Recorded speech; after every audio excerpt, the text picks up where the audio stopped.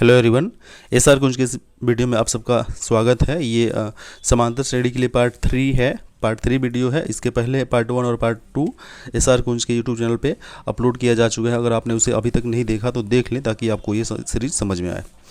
यहाँ पे हम लोग एक्सरसाइज 5.1 के कुछ क्वेश्चन करेंगे और जो इसमें 1 और 2 क्वेश्चन शामिल है। आपको ये पता होना चाहिए कि क्वेश्चन 1 के अंतर्गत 4 क्वेश्चन है और 2 के अंतर्गत भी इसी तरह कुछ क्वेश्चन है जिसे हम लोग करेंगे। तो बने रहिए एसआर कुंज के साथ। अगर अभी तक आपने एसआर कुंज को सब्सक्राइब नहीं किया तो अभी से कर लें और इसके बेल आइकन को भी दबा दें ताकि समय समय पर आपको ज़रूरी नोटिफिकेशन मिलता रहे।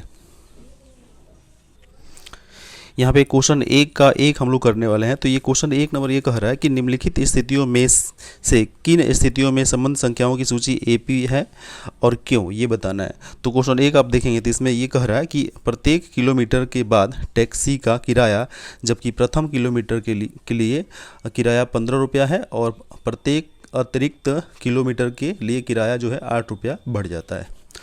तो इसको अगर हम समझें, इसके की पॉइंट को जाने, तो इसमें ये कह रहा है कि प्रथम किलोमीटर का किराया कितना है, 15 रुपया है और अतिरिक्त किलोमीटर का किराया कितना बढ़ रहा है, 8 रुपये बढ़ रहा है। तो अगर कोई व्यक्ति 1 किलोमीटर की यात्रा कर रहा है तो उसको कितना पे करना पड़ेगा, 15। फिर अगर 2 किलोमीटर की यात्रा करा तो इस 15 में कितना जुड़ेगा, 8 जुड़ेगा, जो जुड़ के कितना हो जाएगा, 23 हो जाएगा। फिर अगर 3 किलोमीटर की कोई यात्रा करा तो क्या होगा, इसमें फिर 8 जुड़ेगा और ये कितना हो जाएगा, 31।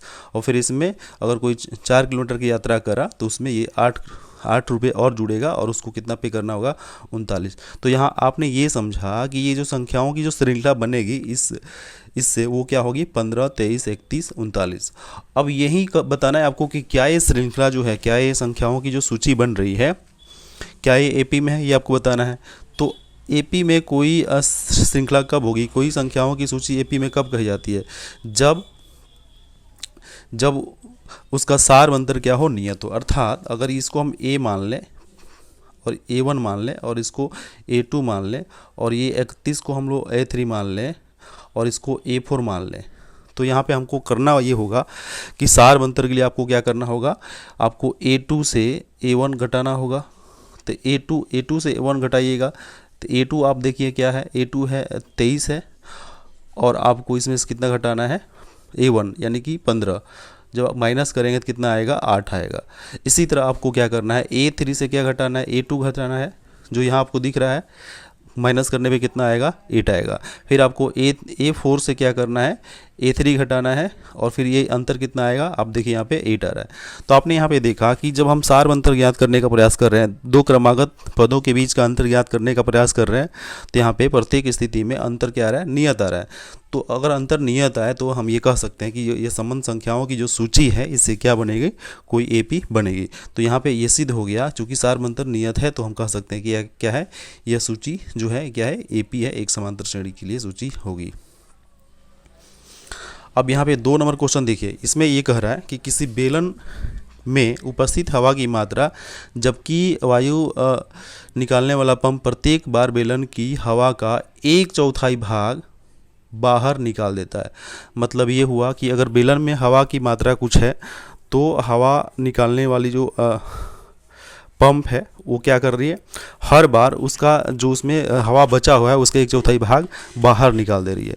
तो यहाँ हम इसको ऐसे समझेंगे कि अगर मान लीजिए प्रारंभ में, शुरू में उस बेलन में, बेलनाकार पात्र में अगर हवा की मात्रा 1 इकाई है तो इसका ये T1 हो जाएगा, या इसको हम A1 बोल सकते हैं, T1 1 हो जाएगा। अब 1 से 1/4 मतलब 1 इकाई हवा है, इसके 1/4 हवा निकाला जाना है। तो यहाँ पे आप जब इस 1 को मल्टीप्लाई करेंगे 1/4 से, 1/4 से, तो ये कितना आएगा, 1/4 ही आएगा। इसका मतलब हुआ कि अब दूसरी बार हवा कितना निकाला जाएगा, 1/4 निकाला जाएगा। तो दूसरी बार जब हवा निकालने जाएंगे तो पहले हवा होगी कितनी, 1 इकाई, और उससे कितना माइनस करना है, 1/4। तो जब इसको आप माइनस करेंगे तो ये कितना आएगा, 3/4। यानी इसका मतलब ये हुआ कि पहली बार हवा की मात्रा T1 1 होगी, 1 इकाई होगी, और जब 1/4 इसका T1 का 1/4 हवा माइनस करेंगे जो आएगा कितना, 1/4। तो माइनस करने के बाद दूसरी स्थिति में हवा की मात्रा कितनी रहेगी, 3/4 रहेगी। अब यहाँ पे ध्यान समझने का प्रयास करेंगे, 3/4 हवा की मात्रा है और फिर इसे इसका 1/4 हवा की मात्रा हमको बाहर निकालना है। तो ये प्रश्न अनुसार ऐसा करना है। तो 3/4 का जब 1/4 करेंगे तो कितना आएगा, 3/16 आएगा। यानी अगली बार हवा जो यहाँ पे 3/4 बची हुई है, इसे हम कितना हवा निकालेंगे, 3/16। तो यानी 3/4 से क्या करेंगे, 3/16 को घटाएंगे, तो ये देखिए घटाने के बाद से कितना आपको मिलने वाला है, 9/16। तो यहाँ पे T1 हो गया 1, T2 हो गया कितना 3/4 और T3 कितना हो गया 9/16। यानी कि हम यहाँ पे 3 क्रम संख्याओं, ये संबंध जो सूची है, इसके लिए हमने क्या किया, एक श्रृंखला प्राप्त की। वो क्या है, 3 है, 1 है और क्या है 3/4 है और क्या है 3/16, सॉरी यहाँ पे 9/16। तो यहाँ अगर चौथी बार हवा निकालेंगे तो फिर ये 9/16 का 1/4 करना होगा, ये 9/64 आएगा। तो फिर ये 9/64 क्या करेंगे, जो शुरू में हवा थी 9/16, इसका 9/64 घटाएंगे तो आपको यहाँ पे कितना मिला, 27/64। अब ये श्रृंखला आपको इस रूप में प्राप्त हुई, यानी कि ये 1 है, दूसरे यहाँ पे 3/4 है, देख लीजिए यहाँ पे, फिर 9/16 यहाँ आपको दिख रहा है, फिर अंत में ये कितना आया 27/64। जब इसको आप इसके लिए क्या करेंगे, जब इसमें आगे बढ़ेंगे तो सार अंतर ज्ञात करने का प्रयास करेंगे, यानी कि दूसरे पद से पहला पद घटाएंगे। 3/4 से आपको घटाना है कितना, सार अंतर के लिए 3/4 से आपको घटाना है 1, तो घटाने पे कितना आएगा, -1/4। फिर तीसरे पद से जब दूसरा पद घटाएंगे तो यहाँ पे देखिए कितना आ रहा है, तीसरा पद है 9/16 और दूसरा पद कितना है 3/4, तो ये अंतर कितना आया, -3/16 आया। तो यहाँ पे दो ही स्थिति में आप देख लीजिए कि अंतर क्या आ रहा है, नियत नहीं आ रहा है, दोनों अंतर क्या है, अलग अलग आ रहा है। यानी कि इस संबंध संख्याओं की जो सूची बन रही है, इससे सार अंतर क्या हो रहा है, बराबर नहीं आ रहा है, अलग अलग आ रहा है। तो यहाँ पे हम ये कह सकते हैं कि इससे जो सूची बनेगी, ये श्रृंखला जो बनेगी, ये क्या है, AP में नहीं है, अर्थात ये श्रृंखला AP में नहीं है, अर्थात इससे ये जो कथन दिए हुए हैं इससे कोई AP नहीं बनेगा।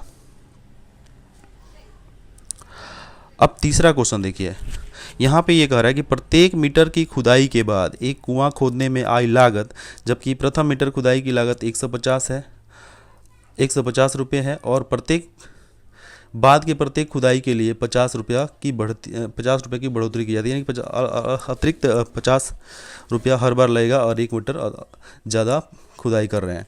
तो यहाँ पे हम ये देखेंगे कि प्रथम मीटर की लागत कितना यहाँ पे हो गई, 150 हुआ, दूसरे मीटर में क्या होगा, 50 जुड़ेगा तो कितना हो जाएगा, 200, और तीसरे मीटर में फिर इसमें 50 जुड़ेगा तो कितना हो जाएगा, 250।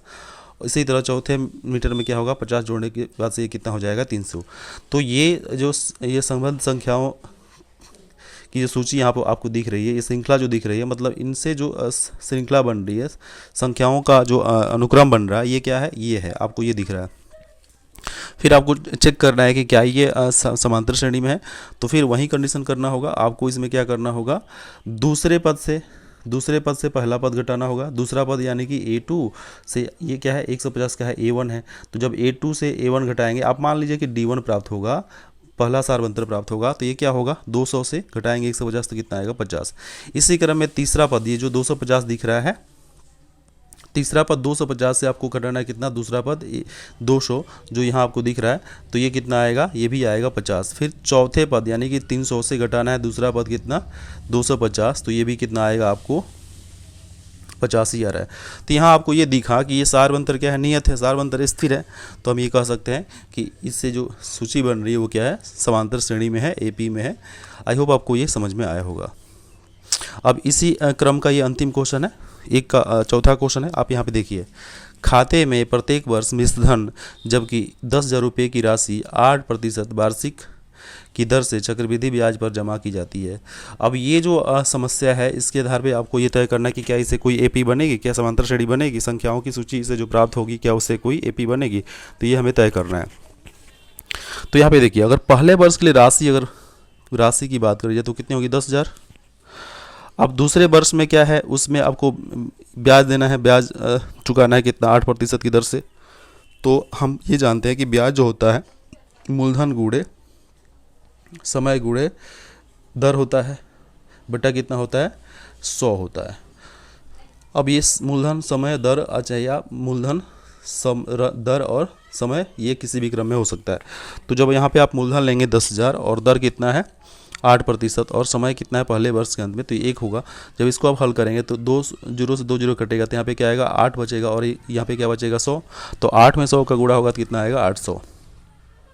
तो यहाँ पे हमें क्या मिला, यहाँ पे ये मिला कि दूसरे वर्ष का ब्याज हो गया। अब ये दूसरे वर्ष का जो ब्याज होगा, यानी कि दूसरे वर्ष में स्टार्ट में राशि कितनी हो जाएगी, पहले वर्ष में ये राशि रह जाएगी, तो पहले वर्ष के अंत में इतना ब्याज देना पड़ेगा। फिर दूसरे वर्ष के लिए ये राशि कितनी हो जाएगी, 10,000 में आपको जोड़ना होगा कितना, 800, तो ये कितना हो जाएगा 10,800। अब ये दूसरे वर्ष की राशि है, तो तीसरे वर्ष में क्या होगा, इसके लिए आपको फिर इसका ब्याज देना पड़ेगा। तो यहाँ पे 8% दर लग रहा है, तो जब ये 10,800 का 8% जब आप ज्ञात करेंगे तो कितना आएगा, 864। तो ये तीसरे वर्ष का ब्याज है, और तीसरे वर्ष में अब राशि, तीसरे वर्ष के अंत में ये राशि, स्टार्ट में दूसरे वर्ष में राशि कितनी थी, यहाँ पे 10,800, और इस पे ब्याज लग गया 864। तो ये राशि जो तीसरे वर्ष के स्टार्ट में कितनी हो जाएगी, ये 10,800 और ये 864 जोड़ेंगे, 10,800 और 864 जोड़ेंगे तो कितना आएगा, 11,664। तो यहाँ हमें ये मिला, कि फर्स्ट राशि कितनी मिली, 10,000। यहाँ देखिए आप, दूसरी राशि कितनी है, 10,800। फिर तीसरे वर्ष के लिए राशि कितनी हो जाएगी, 11,664, यहाँ पे आपको दिख रहा है। तो जब ऐसा आप करेंगे तो आपको यहाँ पे क्या होगा, जब इसके लिए आप जब सार अंतर ज्ञात करेंगे तो 10,800 से आपको घटाना है कितना, 10,000 तो कितना आएगा, 800 आएगा। ये सार अंतर हो गया, D1 हो गया। फिर 11,664 से जब 10,864 गिराएंगे तो वो 8 से नहीं आएगी, 800 से ज़्यादा आएगी। यानी यहाँ पे सार अंतर क्या हो गया, अलग आ गया। सार अंतर समान नहीं है, नियत नहीं है। तो यहाँ पे इससे जो सूची बन रही है, इन समस्या से जो सूची बन रही है, ये क्या है, AP में नहीं है। तो ये हमारा ऐसे सिद्ध हो जाता है कि ये जो है इससे कोई AP। चलिए यहाँ पे दूसरा नंबर क्वेश्चन हम लोग देख रहे हैं। यहाँ पे ये कह रहा है कि दी हुई AP के प्रथम 4 पद लिखिए, जबकि प्रथम पद A है और सार अंतर क्या है, D है। और यहाँ क्वेश्चन 1 देखेंगे तो इसमें A का मान दिया है 10 और D का मान, यानी सार अंतर D का मान कितना दिया है, 10 दिया है। तो यहाँ पे जब आपको प्रथम पद प्राप्त है और सार अंतर प्राप्त है, तो इससे आपको क्या करना है, प्रथम 4 पद ज्ञात करना है। तो आप गौर करेंगे, पहला पद क्या होता है, A होता है, तो आप A का वैल्यू कितना रखेंगे, 10 रखेंगे। दूसरा पद ज्ञात करना है तो क्या होगा, A + D। आपने व्यापक रूप पढ़ा है, पिछले वीडियो में आपने व्यापक रूप समझा है। तो दूसरे पद का व्यापक रूप क्या होता है, A + D। तो A का मान कितना है, 10 है, और फिर D का भी मान कितना है, ये भी 10 है और ये भी 10 है। जोड़ने पे कितना आएगा, 20 आएगा। तो यानी कि दूसरा पद कितना हो गया, 20। जो आपको यहाँ पे दिख रहा है, पहला पद 10 हो गया और दूसरा पद 10 + 10 20 हो गया। इसी तरह आप तीसरा पद का व्यापक रूप क्या होगा, देखिए यहाँ पे A + 2D होगा। तो A हो गया 10 और D 2 × D कितना है, 10 है, D यहाँ पे 10 है। तो 2 में 10 से गुणा करेंगे तो आपको कितना आएगा, 20, और 20 और 10 कितना हो जाएगा, 30, जो यहाँ आपको दिख रहा है। फिर चौथा पद का व्यापक रूप क्या होता है, A + 3D लिखेंगे। तो A कितना है, 10 है, और 3 × कितना है, 10। तो ये मल्टीप्लाई करेंगे तो 30 हो जाएगा, 30 में 10 जोड़ेंगे तो कितना आएगा, 40। तो यहाँ आपको क्या मिल गया, जो ये आपसे पूछा है कि अगला 4 पद ज्ञात करना है, AP का 4 पद ज्ञात करना है। तो पहला पद 10 हो गया, दूसरा पद 20 हो गया, तीसरा पद 30 हो गया और चौथा पद क्या हो गया, 40। तो आपको ये श्रृंखला मिल गई, ये AP मिल गई।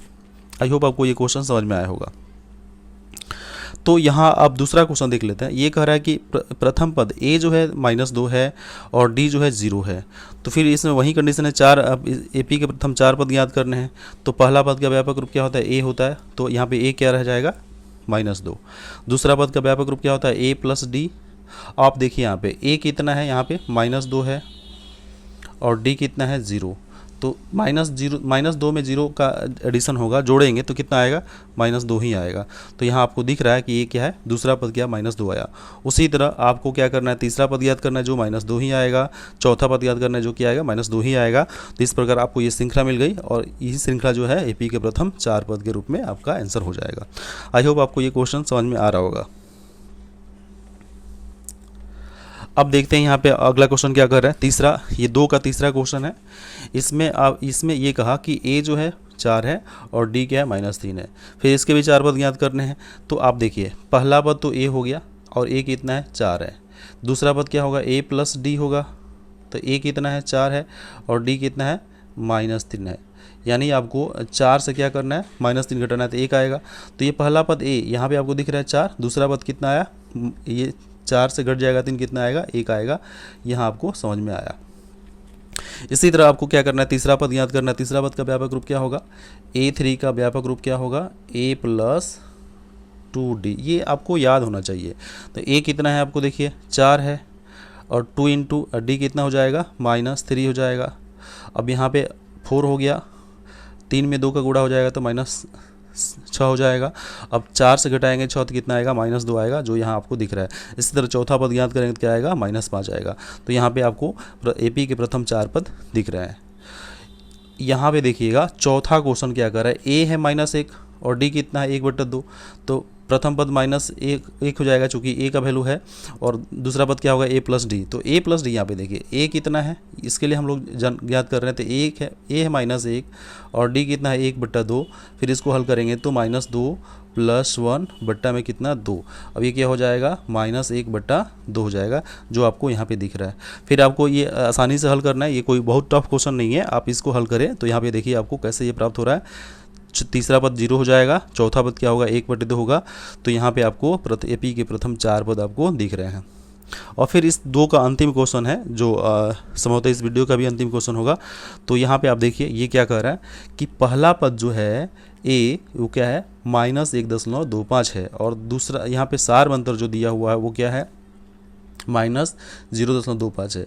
तो पहला पद यहाँ पे आपको याद करना है A1 यानी कि A, तो यहाँ पे क्या हो जाएगा, ये -1/2.25 होगा, -1.25 होगा।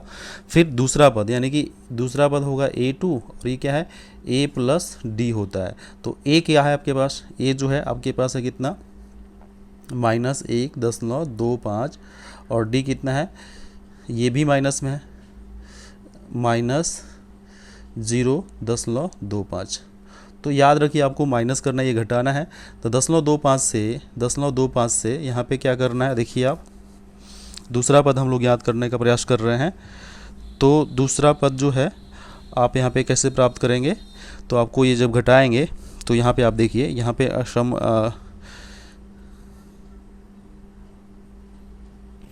हाँ यहाँ पे देखिए जब दूसरा पद इसमें ये भी माइनस में है और पहला पद भी माइनस में, दोनों माइनस में है। तो 1.25 और ये क्या है 0.25, ये दोनों माइनस में है। तो दोनों माइनस में तो क्या होगा, दोनों जुट जाएगा, तो 1.50 होगा, जो यहाँ आपको दिख रहा है। उसी तरह तीसरा पद आपको याद करना, ये कितना आएगा 1.75, और चौथा पद कितना आया, यहाँ पे आप देख लीजिए -2 आया। तो यहाँ पे संख्याओं की श्रृंखला ये प्राप्त हो रही है, और यही हमारा आंसर होगा। तो आई होप आपको ये क्वेश्चन समझ में आ रहा होगा, और यही हमारा वीडियो का अंत है। तो अगर आपको ये पसंद आया या आपको इसमें किसी तरह की कोई क्वेरी है तो आप कमेंट में लिखें, और अपने डाउट इस कमेंट बॉक्स में भेजने का प्रयास करेंगे। धन्यवाद।